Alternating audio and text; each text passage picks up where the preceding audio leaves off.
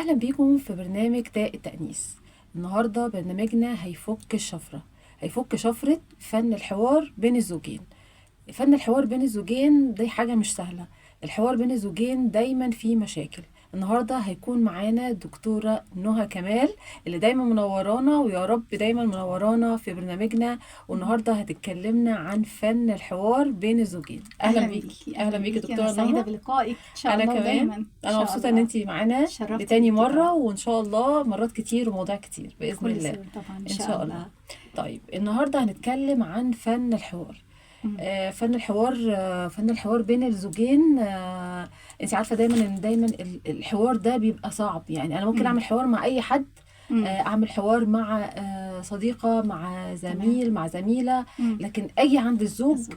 والحوار يتقلب بقدره قادر لمشكله يعني. تمام طيب تمام. عايزاكي تقولي لي بقى ليه الحوار بالذات بين الزوج والزوجه مم. بيبتدي حوار هادي مم. بعدين يتحول يبقى مشكله تمام. وخناقه؟ تمام. ليه؟ طيب نبدا الاول بتعريف الحوار. تمام. هو ايصال رساله من مم. الزوجه للزوج مم. بالتفاهم وبالحب. هي بتبقى عايزه توصل رساله لزوجها، مم. فبالتالي قائم على الهدوء والموده والحب. ده بالنسبه لتعريف الحوار. تمام. طيب بالنسبه بقى للحوار، ليه البدايه بتبقى كويسه وبيبقى بعدين بعد كده تتحول. مم. اول حاجه يتطلب الهدوء من الزوجه. مم. اول حاجه الهدوء، الاستماع، مم. الايجابيه. يعني ايه؟ يعني مثلا تبقى الزوجه عارفه ان هي ايه، بتكلمه زي ابنها او توجه له رساله او أوامر. بالظبط. مم. فهنا بنقول ان الحوار بيتطلب الايجابيه. مم. انا بكلم زوجي بمدح الاول فيه، بقول له ايجابياته، مم. ما ابداش بالسلبيات. مم. انا هنا لما ببدا بالايجابيات هو بيبتدي يبقى فيه قابليه ان هو يقدر بهيئه. يستمع اه. ويكمل الحديث. مم. تمام. الهدوء، ان هي مستمعه، تكون مستمعه ما تقاطعهوش. مم. ده البدايه، تمام. عشان خاطر يبقى البدايه حلوه ونكمل الحوار.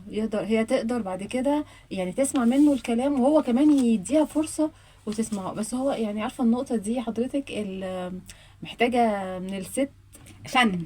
يعني ممكن تكون جميل. هي داخلة بتتناقش في حوار. ايوه. الحوار يعني مش مستحمل ان انا اعمل مقدمات وان انا امدح فيه، ويعني طيب. فده عايز طب تماسك يعني او تمام. قوة اعصاب. بس هو توقف على سن الزوجه. اه. هل هي لسه عروسه جديده، قدرت ان هي تبقى ناضجه فاهمه، مم. عارفه نقاط ضعفه، عارفه امتى تتكلم معاه. مم. اساس الحوار الناجح اللي انا اكون مع الزوج مم. في المكان المناسب والوقت المناسب. اه. ما يجيش يكون مستعجل، ما يكونش يكون فيه مشكله، ما يكونش المكان نفسه غير مسموح للحوار مم. واجي اتكلم معاه. مم. فانا هنا الزوجه لازم تنقي وتكون فنيات بقى. مم. فده زي ما حضرتك قلتي بالتعلم والممارسه. تمام. عايزين نعلم يعني البنات اللي طالعين دلوقتي ازاي يعرفوا يعملوا حوار مع زوجهم.